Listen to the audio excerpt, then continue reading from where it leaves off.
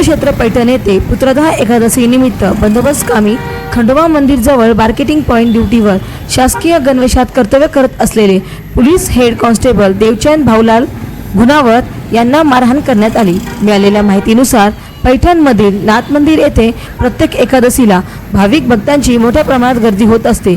ही गर्दी रोखण्यासाठी पैठण येथील श्री खंडोबा मंदिर चौक येथून पुढे नाथ मंदिराकडे जाण्यास सर्व प्रकारच्या वाहनास रोक केली जाते व इथेच बाजूला सर्व वाहनांसाठी पार्किंगची व्यवस्था केली जाते।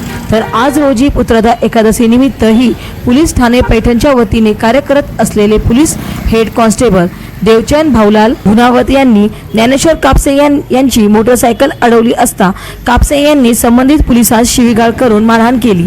सदरील आरोपी विरुद्ध सरकारी कामात अडथळा व ऑन ड्युटी पोलीस कर्मचारी या शिवीगाळ व मारहाण प्रकरणी कलम 353, 332, 323, 504, 506 नुसार गुन्हा दाखल करण्यात आला।